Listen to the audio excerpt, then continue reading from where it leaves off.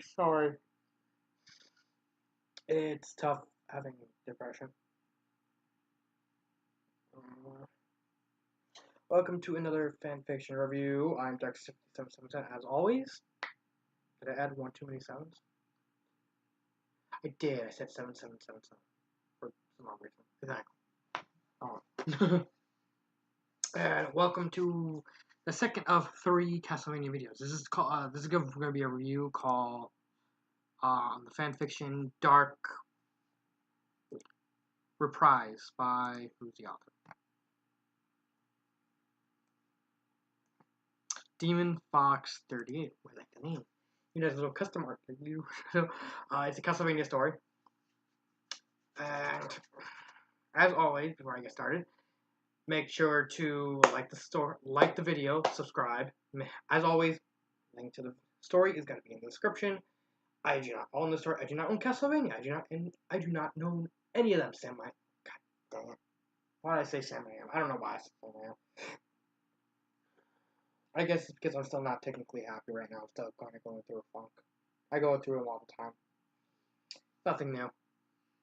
So,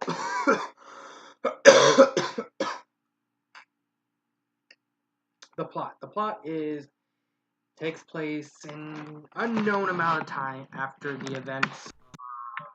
Sorry, my mouse is calling me. After the events of Dawn of Sorrow. And Mina and Soma. How do I say Sora? I mean, yeah, Mina and Sora. God damn it! I mean, Mina and Soma. God dang it. Why do I keep saying this thing? It's not Kingdom Hearts, it's Castlevania. They're living the life. They're winning. They're winning in life. Beating up cults and everything. And so they get a message from this new cult called Keeper of the Dragon, saying we have a prize for you. You just have to become Dracula again. Blah blah blah. And they decided to go to the Kikaju. I think Kikaju Joju. I can't pronounce that word. I'm still sorry about that. And they go on an adventure to stop this cult, which is kind of meh. It's a very middle of the road story. It's not bad, but at the same time, it's not that good. The plot, I did like the whole concept in the plot of incorporating more Japanese elements into the Castlevania mythos, because Castlevania, when it comes to their monsters, they always reach in and grab like monsters from all sorts of mythologies and stuff. They have Egyptian mythology, they have Greek mythology, they have European mythology, they even have American mythology with the Jersey Devil. Why? I don't know. But they really... Sorry. Because in fact, this story and Dawn and Aria Sorrow, they both take place in Japan. They both have supposedly have Japanese influences. The first 2 games, they don't really have, despite the fact they take place in Japan. I would see more Japanese stuff. I mean, the author did TPG. What do you want? Go away! I'm not your mom!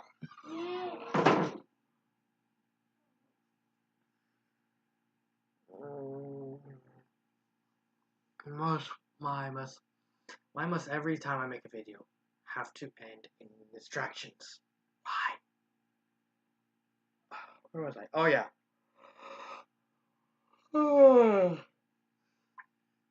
I did actually learn some new things. I learned about this type of yokai called Tatimotai, which is like a ghost that looks like a sheet of wrapping. And I found out about very famous painting, the Mikuyashi painting, that I really, really liked. And so I actually learned some new stuff. I learned some interesting things about Japanese mythology from the story.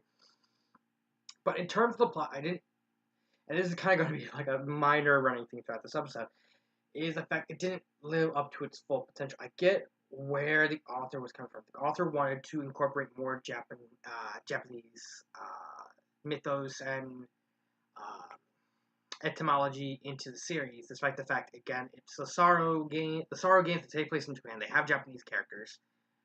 Uh, they should have more focus on Japanese mythology, but they don't for some stupid reason. I thought, oh, this is a good idea, doing what the games didn't do, incorporating more Japanese mythology. But no, it's just like the games. They don't really. It doesn't live up to the story. Doesn't live up to what the author really wanted. Excuse me. Um, there's some minor errors in the timeline. The story does say that, oh, we killed Dario, despite the fact in canon Dario was depowered and was arrested by Arikado's co-workers at the agency. Despite the fact, even in the story, it kind of contradicts. It kind of says, oh, we killed Dario. He doesn't technically die. He just loses his powers. I honestly like the whole idea behind the villains kind of being reincarnations of characters connected to Dracula. I thought that was a really nice touch, including the Mikuyashi character, XP Miyu, which I thought was a really nice way to integrate the culture into the story. But again, it doesn't live up to its potential. It's still firmly Castlevania, which I understand. But I honestly wish it could have been more. I mean, when it comes to fan fiction in the Castlevania series, there's not really a lot of good stories to go around. I mean, you have off the top of my head, Melancholia, which is a very good story. Deluge by Mira Shalit, I'm going to be reviewing that once she finishes that story. There's the Untested series. In terms of crossovers, the only good crossover I can think of is Castlevania My Little Pony crossover. Because of course, for some reason, they have to put someone somewhere has to make a good crossover with My Little Pony with everything. I don't know why. It just does.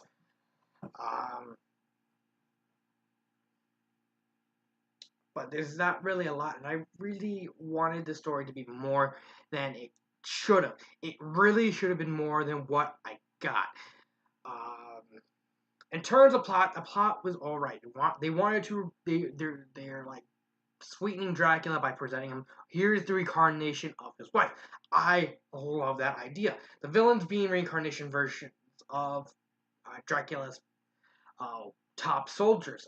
I like that. Incorporating more Japanese mythology. I liked it, but the author really should. I'll get more into it later. Sorry. In terms of the characters are alright. For some reason, as like an off joke, for some reason when I did the voices in my head of the characters, I gave Cameron the voice of Samuel Jackson. I don't know why. It happened. Say what again? I don't know why I gave him Jackson's voice. It's like he's like a really big American. He's like I expect him to have a big booming voice, and it just gravitated towards Jackson. I don't know why. I like the characters. The new characters have honestly a lot to be desired. Beth, okay, having a soothsayer being the reincarnation of Dracula. Spoiler: she's also a Lamia. I like that, but at the same time, I don't like that. What I like about Beth was her being a reincarnation of Dracula's wife. I like that whole doubt in someone's mind. Should I, that whole, oh, it's Dracula's wife. I'm destined to kind of connect with her. But what I don't like about her is not so much her, is the fact that she turned into a Lamia.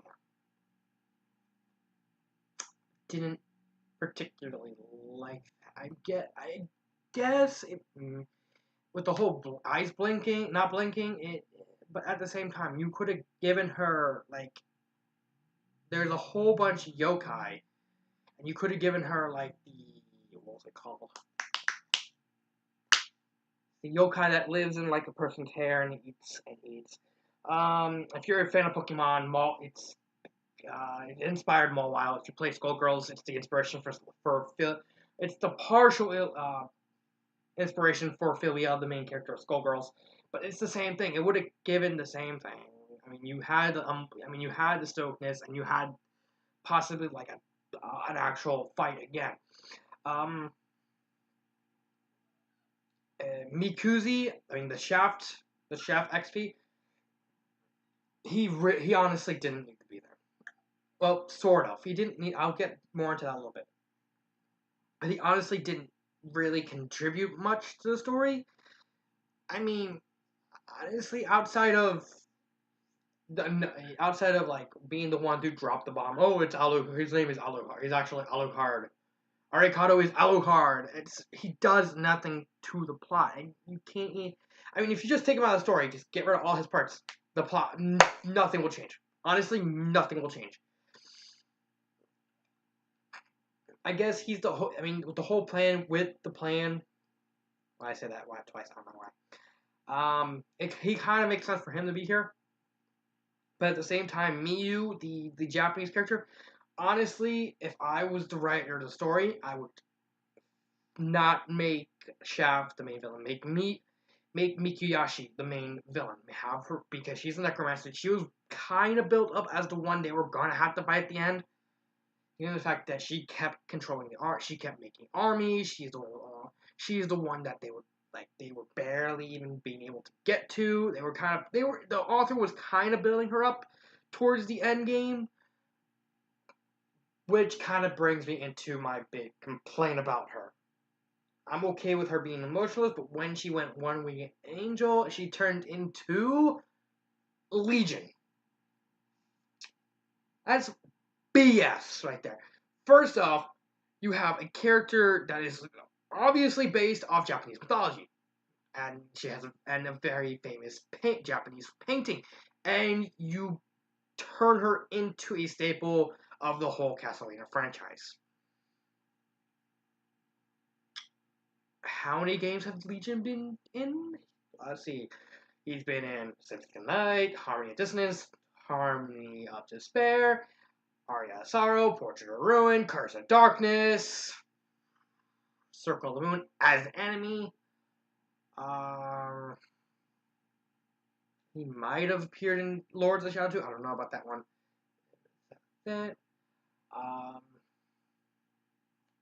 He appeared as a soul in Dawn of Sorrow. So it's like, what? What? No, that's Gurgoth.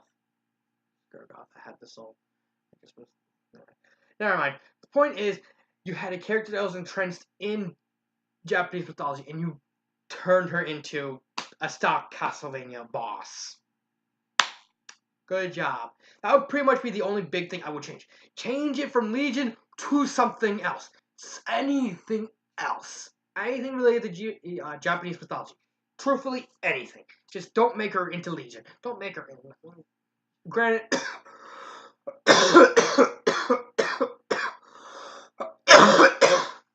Sorry. Granted, she's a necromancer, so you can't really...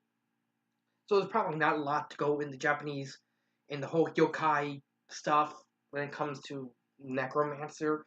But, considering the fact the theme of each final boss in both Arya and Dawn of Sorrow is that they're completely original enemies that tie to the power of Dominus.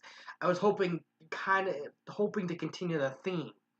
I mean, yeah, Legion is better than the author's original plan of doing just like Army of Zombie Samurai, which is kind of it's really stupid. That one's really stupid. I have to agree with the author. That was really stupid. But Legion is not much better. Despite the fact, one, Legion is not Japanese mythology. Legion is from the Bible. And the fact you try to be smart about it and give Legion a shield? No, just change it from Legion to something else. That's really it. But I really like Miyu. I really honestly like to see Miyu controlling Shaft because that way you can incorporate Shaft into the story without him being the main leader. Because it looked more like Miyu was the leader of the entire was the main bad guy. She was the one that they were gonna have to fight last. They was gonna have to that it was gonna be building towards, and it's just it's just a damn sponge on that fight. The Pyromancer. First off, she's a complete clone of Dario Bossi. I mean, it's not even high. She rides a flaming skull, but that's the only difference. They have the same attitude. They have different designs. I mean, Dario had the whole flame motif even in his clothing, so it's like. But I honestly would have liked to see her be a Hydromancer and then give her like Kappa abilities. You know, Kappa is the water demons that steal people, drag people in water and get their souls, stuff like that. I would honestly love to see, have her be a Kappa. Have her be a Kappa. Switch to Pyromancer because it's already been done in the series. Give her Hydromancer. That way it'll be harder for Yoko to actually deal damage because she can easily. That's like 2/3. That's like half her spells already not being able to be used, and Fire One kind of being rendered null and void. So she can only.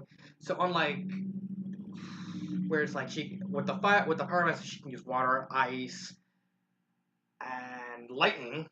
Because obviously she's gonna use lightning as well, so it's like she's pretty much just over lightning and kappas in I believe in Japanese mythology use their shells to kind of keep themselves slightly resistant to lightning. So it's like you got a Hydromancer versus a Firemancer. Hydromancer is resistant to pretty much almost all her spells, and the lightning spells, the electricity spells, will do probably not that much damage to her. So she'd be a much more imposing fight. I don't know enough about Kappas to know if that's true. If the author is willing to completely call me out on that regard, I'm happy about that. And being a critic means you have to learn to take criticism. How you take criticism is how you improve. And how you teach others to improve. The character of Beth, I have nothing wrong with the character of Beth having just change her from a Lamia to something to like that big demon with the mouth that has the mouth in the back of the head. I mean, that would fit much better. That would fit much better. Sure, she would have disappeared Alucard, but you can easily just work around that. Or just they barge in, they see her about to eat him, or like slowly eating his soul to get stronger, so that way she's supposed to fight. It still get her transformation out of the way and everything. And that's pretty much it. I mean, the Sorrow characters, they're slightly improved, but they're the same as they are in the game. You can't really complain about that because it's supposed to be a continuation of the game, so it's like they're static. I mean, you have development with Arikado, Mina wanting to learn how to fight, and someone who's finally at the end of the story learned to be compatible with Dracula. I thought that was a very nice touch with the character. Because in fact, the whole Sorrow series is supposed to be a tale of Dracula's finally getting his redemption, his happy ending, so to speak. And I thought, well, this is a great continuation of those tales because now, Dracula's in Soma's body, but now he's happy. He's not really vengeful, wanting to destroy the world. He's more or less starting to learn to accept being part of the Soma crews. Grammar, I saw a couple grammar errors. The two ones I saw most importantly were in chapter 11 and chapter 14. Again, this was more subjective. If anyone reads the story and captures more errors, please let me know. I'll probably start putting a tally mark thing. How many errors did I found, plus how many people did other people find? Fix them! There we go. Pacing and imagery, I like the imagery is fine. There's nothing really wrong with the imagery. Pacing wise, it is fine as well. I can't really complain about either one because they're both at the right amount they should be. It's just image enough to get you easily immersed into the story, and it's and it's paced well enough that it doesn't really drag down, and it still kind of keeps a slight mystery. Now the final part is emotional investment and connection to genre. The genres are drama and suspense, and I thought that actually is a fitting combination, drama and suspense, because you get the drama of so much having to fight not only the cult but himself, and the suspense. I guess you can label who the cult really is and what their motivations, everything are, but it honestly is connected to. It's really well done with the genre. Emotional investment. I don't know. It's kind of hard. It's up and down with the investment. I mean, honestly, on one hand, the fact it didn't live up to its full potential means that it's kind of hard to get properly invested in this, because it really looks like the author was trying to do what she did, but it just, or he. Sorry, I'm still on the habit of every author is a chick, because every author I meet online and talk to is a chick. No offense to all you guys who write fan fictions. It's just that's something that happens to me all the time. But on the other hand, it's just so easy to get immersed with the connection between all the sorrow characters, and it's just so easily able to invest with that, because you see a true family. They're not really a family, but they consider themselves family, and especially at the end of the when someone goes, Alucard, you're my son, I adopted you. No. No, at the end. Well, it didn't happen like that. It's more like Julius walked up to Alucard and said, hey, you're adopted. What? What?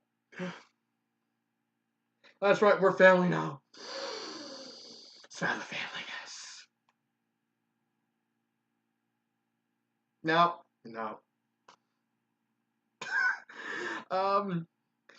But that whole familiar connection, that the author writes them so well that they each bounce off each other.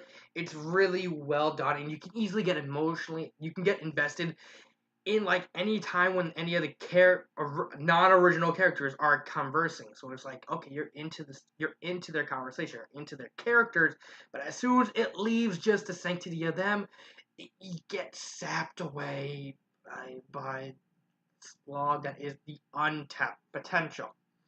Now, would I recommend this story? This one's kind of hard to say, because at the point is it really looks like the author was trying with what she planned, was just incorporating more Japanese mythology.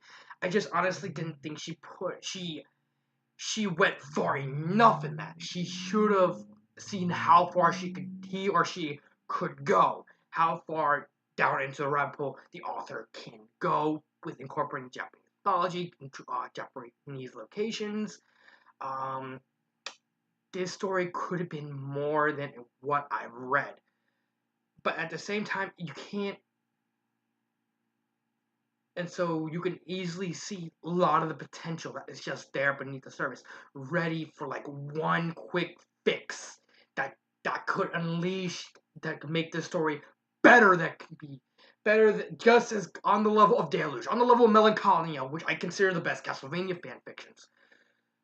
But on their level, but it's just not there. It can be there. I can easily see it getting there. It's just not there yet. But on the same time, it's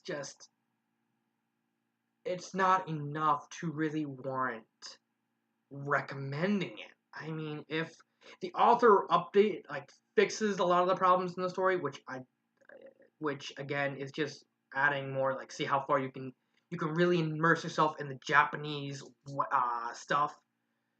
Like, you go, okay, yeah, I learned new stuff. I'm happy about that.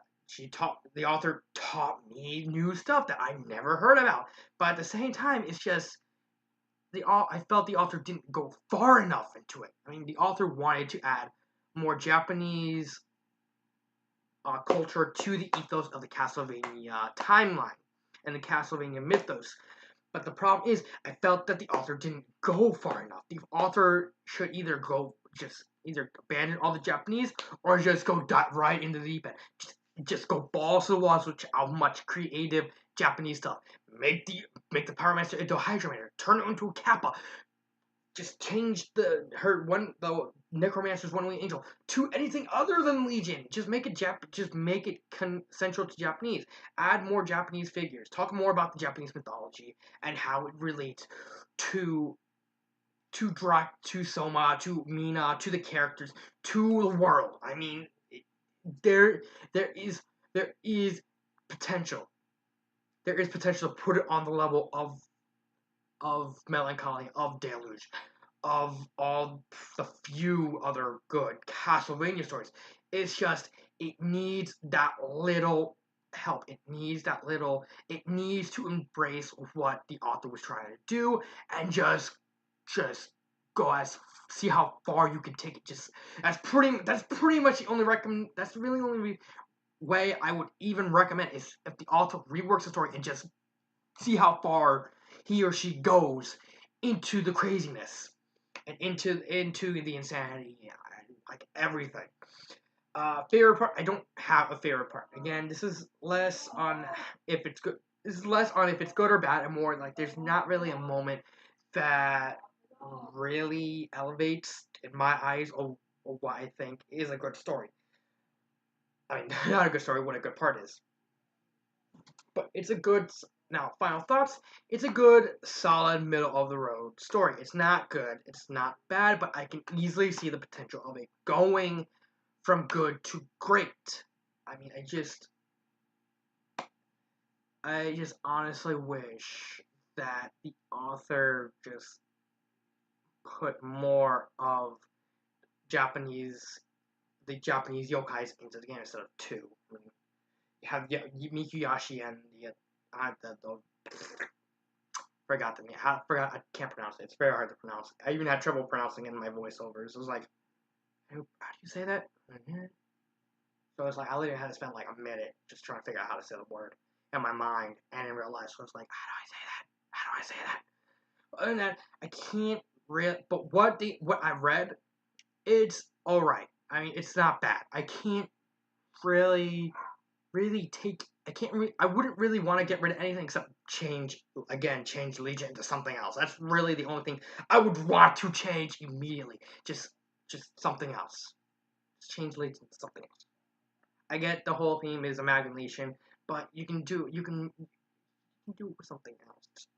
Or at least make a new monster. Just not something that hasn't been seen in Castlevania. At least not one that hasn't been seen half a dozen times in the whole franchise. Twice if you count appeared twice in Harmony of Dissonance. But I can't really say it's a bad story. It's a good story, not a great story. But it has the potential of being a great story. And that's really all I have to say. So, I hope you enjoy this review. Remember, as always, I didn't say this at the beginning. It's my opinion. I'm sorry for that. I have to keep remembering. I have to start remembering to put it at the beginning. But I will say this. You do have a good idea. What about the verb? You do have a great idea. It's just, you really should honestly just push it, see how far you can go. But but that's pretty much it. That's the only thing I would recommend. You change, again, that in the Legion. Just change the Legion. Just make it anything else. Just don't make it. Just don't make it Legion. That's just so.